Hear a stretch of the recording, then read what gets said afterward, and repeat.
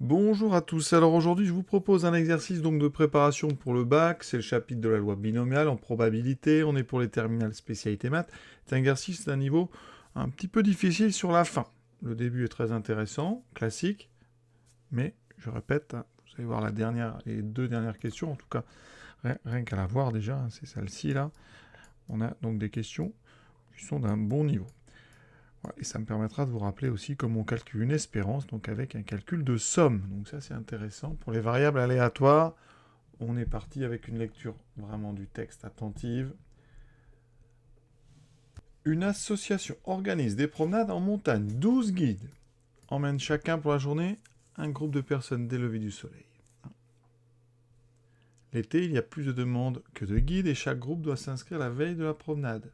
Mais l'expérience des dernières années prouve que la probabilité de chacun des groupes inscrits, que chacun des groupes inscrits ne se présente, est égale à 1/8. Donc ça, c'est intéressant. Probabilité que chacun des groupes inscrits ne se présente pas est de 1/8.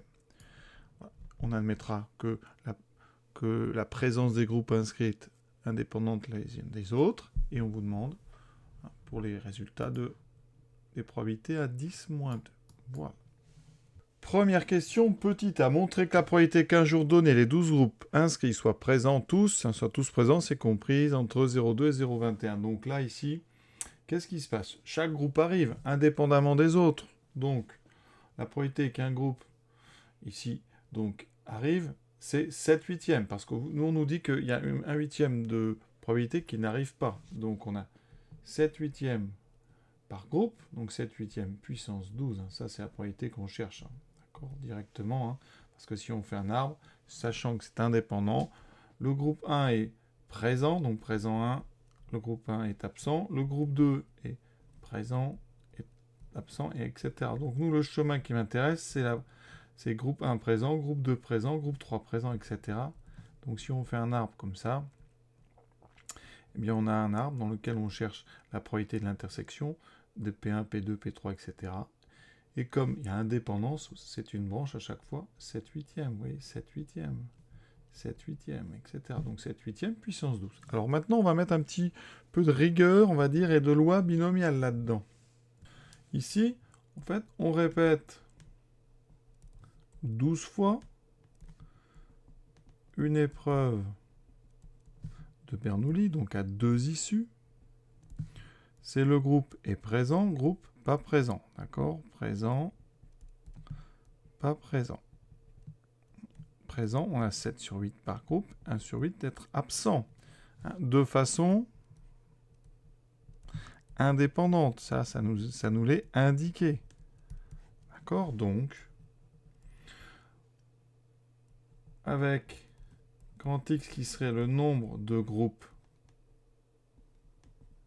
présents, on est donc dans un schéma de Bernoulli. X suit donc la loi binomiale. Donc B, alors 12, et le succès c'est 7/8. D'accord? On précise bien qu'on est dans un schéma donc de Bernoulli.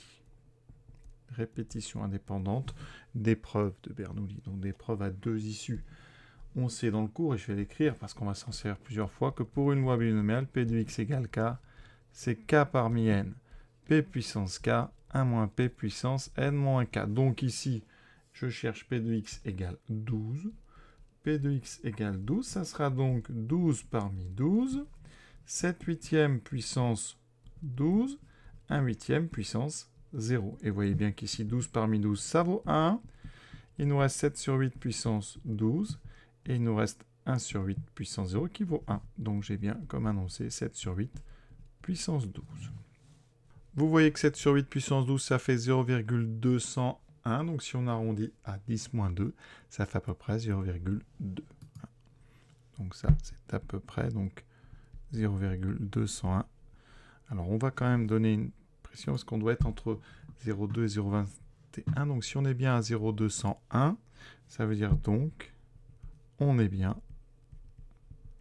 entre 0,20 et 0,21.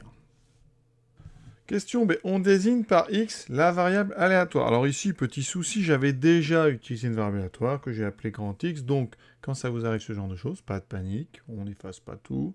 Vous allez changer votre nom de première variable. Au lieu de l'appeler x, vous l'appelez par exemple x1. Et comme ça, eh bien, ça ne pose pas de problème. Hein.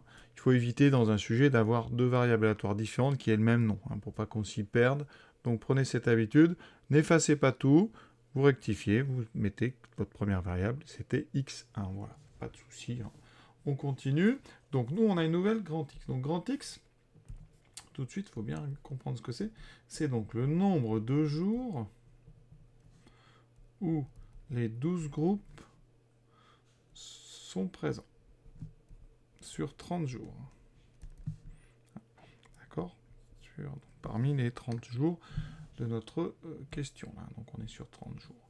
Alors, ici, montrer que x suit une loi binomiale. Alors, qu'est-ce qu'on a ici ? Eh bien, cette fois-ci, on répète chaque jour.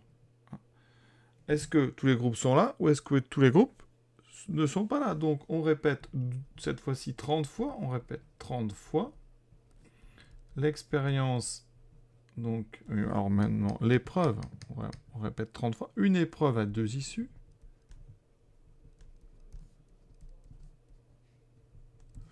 Voilà. Qui est donc ici, tous les groupes sont présents. Et le contraire hein, de tous les groupes présents. Donc, je mets une barre au-dessus. Alors, on vient de faire, dans la première question, la probabilité que les 12 groupes inscrits soient présents, c'est 7 sur 8 puissance 12. Donc ici, mon succès, c'est 7 sur 8 puissance 12. Donc, on a dit à peu près 0,201. Donc là, le contraire, je ne le mets même pas. Ça, c'est la probabilité de mon succès. D'accord ? On répète ça de façon indépendante. Hein. On nous le dit dans le texte. Donc ici, de façon indépendante, puisqu'on nous dit que les groupes inscrits se présentent indépendamment les uns des autres, hein, sur des jours différents, ça ne pose pas de problème. Donc, on est dans un schéma de Bernoulli, et notre variable aléatoire, donc x suit la loi, donc binomiale, b, donc paramètre n égale 30, le succès 7 sur 8, puissance 12. Donc là, on vient de répondre à la question. Montrer que x suit une loi binomiale dont on précisera les paramètres. Donc les paramètres, c'est n égale 30, p égale 7 sur 8, puissance 12. Préciser l'espérance mathématique de cette variable aléatoire. Alors c'est du cours, ça. Hein, en haut, je vous ai donné la formule pour calculer p de x égale k. Je peux aussi vous dire que dans une loi binomiale, hein, donc si x suit bnp, e de x, c'est n fois p. D'accord ? Donc ici, l'espérance, on vous dit préciser d'ailleurs, vous voyez, hein, c'est juste un petit calcul rapide, c'est donc 30 fois 7 sur 8, puissance 12. Donc on va le calculer avec la machine. Hein, voilà. Donc je vais faire ça multiplié par 30. J'obtiens, on va arrondir à 10 moins 2, donc 6, alors c'est pas une probabilité ça, donc je peux le garder un petit peu plus. Bon, on va dire 6,04. Donc à peu près 6,04. Quelle signification peut-on donner à ce résultat x ? Ça compte le nombre de jours où 12 groupes sont, où les 12 groupes se sont présentés. Donc 6, ça veut dire qu'en moyenne, hein, il y a 6 jours du mois sur lesquels tous les groupes se sont présentés. Donc en moyenne, il y a 6 jours sur 30 où tous les groupes se présentent. On me demandait aussi, hein, donner la signification de x, des événements x égale 30 et x égale 0. J'avais oublié de le faire. Donc, x égale 30. Ça veut dire que hein, pendant les 30 jours, hein, donc pendant 30 jours, tous les groupes se sont présentés. Donc, aucun désistement pendant le mois. D'accord ? P de x égale 30. Donc, ça sera 30 parmi 30, donc 30 jours sur 30. On va avoir 30 succès, donc 7 huitième puissance 12 à la puissance 30. et ensuite pas d'échec, donc on aura le contraire. Alors si vraiment je vais remplir, ça donne ceci, mais à la puissance 0, donc ça fera 1. Il me reste 30 sur 30 qui vaut 1, donc 7 huitièmes puissance 12 à la puissance 30. Alors si on veut simplifier, ça fait 7 huitièmes à la puissance 12 fois 30. 3 fois 12, 36, ça fait puissance 360. Et vous voyez qu'on trouve un nombre vraiment ridiculement petit ici, 1,3 fois 10 puissance moins 21. Donc 1,3 fois 10 puissance moins 21. On vous demande d'arrondir à 10 moins 2, donc c'est à peu près 0. Autrement dit, ici, ça n'arrive quasiment jamais. Maintenant, on vous demande x égale 0. Ça veut dire que pendant donc, les 30 jours, pendant le mois, il n'y a aucun jour, enfin il y a toujours eu des groupes qui se désistent. Il y a toujours au moins un groupe qui se désiste. Au moins un groupe par jour qui se désiste. Donc, P de x égale 0. C'est 0 jours parmi 30 où il y a tout le monde, fois le succès, donc puissance 0, on peut l'écrire, ça fait 7 huitièmes puissance 12 à la puissance 0, et l'échec, ceci, puissance 12, mais à la puissance 30. Donc 0 parmi 30, on sait que ça fait 1, ça c'est puissance 0, donc il reste uniquement 1 moins 7 sur 8, puissance 12 à la puissance 30.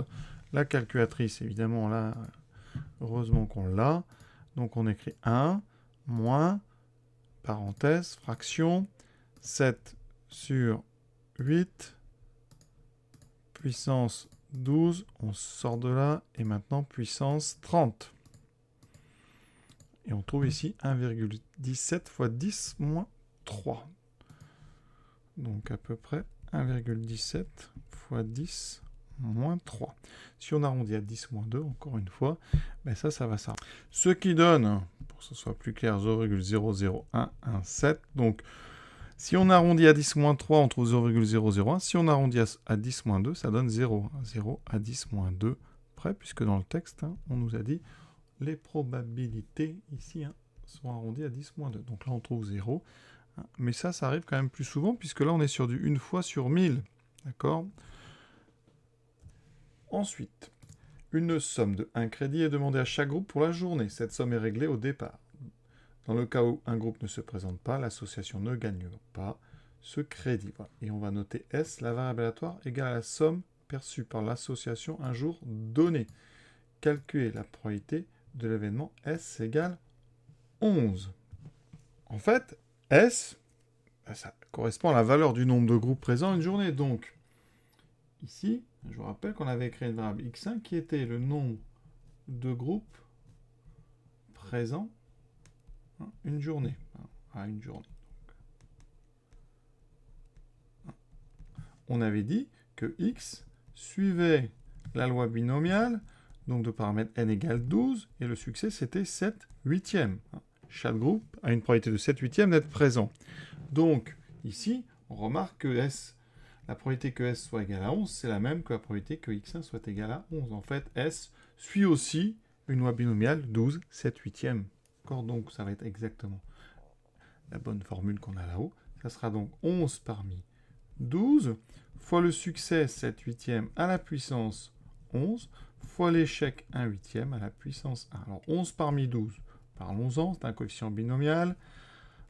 On sait que choisir 11 objets parmi 12, ça revient à en laisser un de côté, donc c'est égal à 1 parmi 12, donc j'ai 12 façons, 12 choix. Donc ici, j'aurai donc 12 fois 7 sur 8, puissance 11, fois 1 sur 8. Vous voyez qu'on trouve 0,345, donc ici c'est 452, donc on doit arrondir à 500. 452, c'est plus près de 500 que de 400, donc c'est 0,35. Donc ici, à peu près 0,35. Je vous rappelle qu'on arrondit toujours à 10 moins 2. On nous demande ensuite l'espérance. Donc l'espérance de S, c'est la même que l'espérance de X1, je vous l'ai dit. Elles suivent toutes les deux la même loi binomiale, donc ça sera n fois P, c'est-à-dire 12 fois 7 sur 8. Alors, on peut simplifier par 4, donc ça fait 3, 2, ça fait donc 21 demi, ça fait donc 10,5. Voilà. Donc en moyenne, vous avez 10,5 crédits par jour. On continue. Donc, deuxièmement, agacé par le nombre de guides inemployés à cause des groupes absents, hein, le dirigeant décide de prendre chaque jour une réservation supplémentaire. D'accord? Autrement dit, on va réserver 13 groupes. Et puis, ben voilà, comme souvent il y en manquera un, c'est pas gênant. Puis les jours, eh bien, il y en aura 13 pour 12 places, eh bien, voilà, on leur proposera ce qu'on appelle donc une activité de substitution qui, par contre, va coûter 2 crédits. C'est ce qu'on appelle de la surréservation. Un petit peu comme dans les avions, il y a 200 places, on donne 210 billets hein, en comptant sur les absents. Et puis ceux qui seront en surréservation auront un bonus ou quelque chose comme ça offert en compensation. Donc ici, ça c'est un sujet intéressant. Vraiment, pas mal de variables aléatoires. On est vraiment à fond dans la loi binomiale. Donc maintenant, quelle est la probabilité, donc P13, qu'un jour donné, il n'y ait pas de désistement? Et oui, autrement dit, vous avez 12 places et 13 groupes se présentent. Alors ici, 13 groupes, donc, ça veut dire quoi? Ça veut dire que vous devez créer une autre variable x3, qui est le nombre de groupes qui se présentent.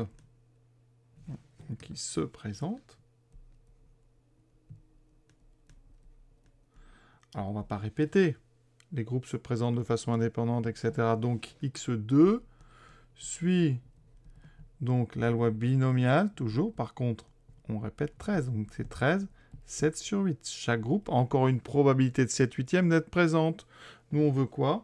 On veut la probabilité P13, c'est-à-dire la probabilité que x2 soit égal à 13.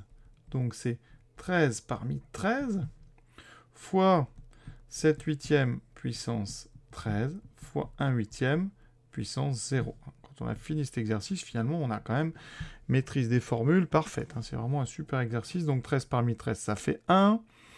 Il nous reste donc 7 sur 8 puissance 13. C'est un petit peu la même question, mais avec 13 groupes au lieu de 12. Vous voyez, ça donne 0,176 à peu près. Donc on arrondit, ça fera 0,18. Donc à peu près 0,18. Donc 18% de chance que 13 groupes arrivent au lieu de 12. Petit b, maintenant une autre variable aléatoire. R, c'est donc égal au coût de l'activité. D'accord? Alors préciser la loi de la variable aléatoire R et calculer son espérance mathématique. Alors en fait, il peut se passer deux choses. Soit il y a 12 groupes, ou moins. D'accord? Soit il y a 13 groupes qui sont là. D'accord? S'il y a 12 ou moins de 12 groupes, R est égal à 0. S'il y a 13 groupes, on doit payer l'activité de substitution qui coûte 2. Donc R est égal à 2. Donc on doit calculer cette variable aléatoire. Elle prend donc deux valeurs, 0 ou 2. La probabilité que R soit égal à 2, eh bien on l'a dit, c'est à peu près 0,18. C'est égal donc à 7 sur 8 puissance 13. C'est là où vous avez 13 groupes. Donc la probabilité que R soit égal à 0, c'est donc le contraire. C'est 1 moins 7 sur 8 puissance 13. Donc voilà en fait la loi. C'est donc, on va mettre ça sous forme d'un petit tableau si vous voulez, mais ça c'est une loi. C'est l'ensemble des probabilités des différentes valeurs de notre variable aléatoire R. Dans un tableau, ça donne ceci. Donc les valeurs, la première que je peux appeler R1, la deuxième R2, la probabilité ici de R1, la probabilité de R2, tout est résumé. On vous demande ensuite l'espérance mathématique, donc là vous avez votre loi de probabilité. Pour l'espérance, c'est une moyenne qu'on calcule à l'aide donc, de cette loi de probabilité. On aura donc valeur de R1 fois la probabilité de R1, donc c'est 1 moins 7 sur 8 puissance 13 multiplié par 0. En général, on ne l'écrit même pas, c'est vraiment pour détailler. Ensuite, la probabilité de R2 multipliée par la valeur de R2, c'est-à-dire 2. Donc l'espérance, c'est 2 fois 7 sur 8 puissance 13. Alors 7 sur 8 puissance 13, on avait trouvé 0,176, si je ne me trompe pas, donc ça fera à peu près 0,36. On va quand même vérifier la calculatrice, en plus on a encore le résultat, donc on fait x2, et vous voyez que ça fait 0,35. Ah, mais vous voyez que les problèmes d'arrondi, il faut faire attention. Donc là, ici, on va mettre 0,35. Il faut faire attention. Donc ça veut dire que, eh bien, sur une longue période, en moyenne, eh bien, chaque jour, votre activité de votre sur-réservation coûtera 0,35 crédits. Question C. Là, on arrive sur des choses quand même difficiles. Là, on voit que c'est un sujet, vous voyez, ça c'est bac 2003. Donc c'est des vieux sujets quand même. Et on est sur des belles questions. Alors, comment on monte ce gain moyen? Alors déjà, on va étudier la variable aléatoire gain. Alors, les gains, quelles sont les possibilités? Alors, si 0 groupe ne viennent, vous allez gagner 0 crédit, donc c'est 0. La probabilité que ça arrive, c'est P de x égale 0. Donc ça sera les probabilités qui correspondent à chaque gain. Si un groupe vient, j'ai donc une probabilité de P de x égale 1 que ça arrive, et le gain, c'est 1. Ici, jusqu'à, en fait, 12 groupes, eh bien, je vais gagner K crédit. Et la probabilité que ça arrive, c'est donc P de x égale K, avec x, rappelez-vous que c'est la variable x2. Cette variable x2, c'est donc le nombre de groupes qui viennent, qui sont présents, sur les 13. Là, on fait venir 13 groupes. Donc, on a jusqu'à P de x2 égale 12. Je rappelle que x2 suit la loi binomiale, qui était donc 13, 7 sur 8. Paramètre n égale 13, probabilité de succès 7 huitièmes. Et on a ici une 14e valeur. C'est quand 13 groupes viennent. Si 13 groupes viennent, qu'est-ce qui se passe? On est en sur-réservation. Autrement dit, il y a eu 13 crédits de payer, mais on a une activité de substitution, on a moins 2 crédits pour la substitution. Donc, le gain, ce n'est pas 13, mais 11. On va gagner que 11. Et la probabilité que ça arrive, c'est la probabilité que x2 soit égal à 13, et on a dit que c'était justement cette fameuse probabilité P13. Donc voilà, on a toute notre loi de probabilité. Maintenant, on va calculer son espérance, qui nous donnera le gain moyen. Pour calculer l'espérance, une sorte de moyenne ici, ça sera donc l'espérance du gain. Autrement dit, le gain moyen, c'est donc gain moyen. Ça va être une formule un petit peu longue. Alors pour les 13 premières valeurs, de k égale 0 jusqu'à 12, c'est simple. On va multiplier chaque valeur par sa probabilité. Et comme c'est toujours la même formule, ça fera donc des k multipliés par p de x 2 égale k. Et on va faire la somme de k égale 0 à 12. Pour la dernière colonne, c'est un petit peu différent, vous voyez. On va avoir 11 fois P13.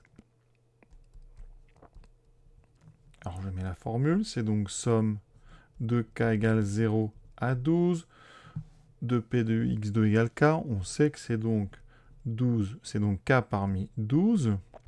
Le multiplier par k, je n'oublie pas. Probabilité du succès, c'est 7 huitièmes, donc 7 huitièmes, alors pardon, c'est k parmi 13, puisque x2 suit la loi B13. Donc ici, k13, 7 huitièmes puissance k. L'échec 1 huitième puissance 13 moins k. Ça tombe bien, c'est exactement ce qu'on a dans notre somme en haut. Mais vous pouvez remarquer, ici on a un 13, alors que nous, on a un 12. Donc il va falloir un petit peu voir ce qui se passe. Parce que là, nous, on devrait avoir moins 2 P13, mais on a 11 P13.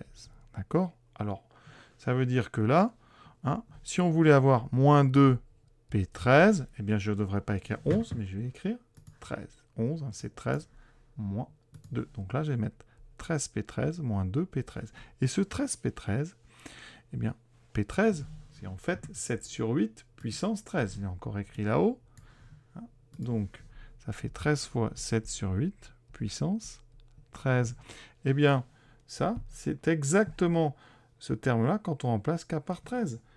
Si vous écrivez donc 13 fois 13 parmi 13 fois 7 sur 8 puissance 13 fois 1 sur 8 puissance 0, c'est exactement 13 fois 7 sur 8 puissance 13, puisque 13 parmi 13, ça vaut 1, et 1 sur 8 puissance 0, ça vaut 1. Donc là, eh bien, c'est en fait le terme qui vous manquait, le 14e. La somme va de 0 à 13, et on aura ici k parmi 13, 7 sur 8 puissance k, 1 sur 8 puissance 13 moins k. Et donc, comme j'ai rentré ce 13 pour changer ma somme, il me reste moins 2 P13. Et c'est exactement ce qu'on veut démontrer. Vous voyez, c'était pas facile, hein, mais on est quand même un petit peu guidé par le texte. Maintenant, il faut calculer cette somme. Eh bien là, moi je l'aime ce sujet, parce que c'est du cours, ça. Cette somme ici qu'on a réussi à fabriquer, c'est pas n'importe qui, hein. Ici, hein, si je la décrypte, c'est la somme de k égale 0 à 13 des... Alors ici, je vais séparer ces trois facteurs ensemble. C'est en fait P de x. Alors P de x2, ma variable aléatoire qui suit la loi binomiale B13, 7, 8e, c'est P de x2 égale K. D'accord? Multiplié par K. Et ça, c'est exactement le calcul de l'espérance de x2. C'est E de x2 moins 2 fois P13. Et l'espérance d'une loi binomiale, on connaît ça par cœur. J'ai laissé la formule en haut. C'est n fois P, donc c'est 13 fois 7 sur 8. Alors ça ne se simplifie pas du tout. 7 fois 13, ça fait donc 91 sur 8. C'est ça, hein? Oui. Donc ici, résultat, 91 sur 8 moins 2 fois P13 qui vaut 7 sur 8 puissance 13. On va utiliser la machine. À la calculatrice, vous voyez qu'on trouve 11, on arrondit à deux chiffres, 11,02. Voilà, donc le gain moyen avec cette technique de surréservation, c'est 11,02. Une dernière question très rapide. La décision du dirigeant est-elle rentable pour l'association? Bien oui, parce que tout à l'heure, on avait calculé que sans réservation, sans surréservation, on avait en moyenne 10,5 crédits. Ici, avec notre surréservation, on a 11,02. 11,02, c'est plus grand que 10,5, hein, strictement. Donc, la surréservation est rentable.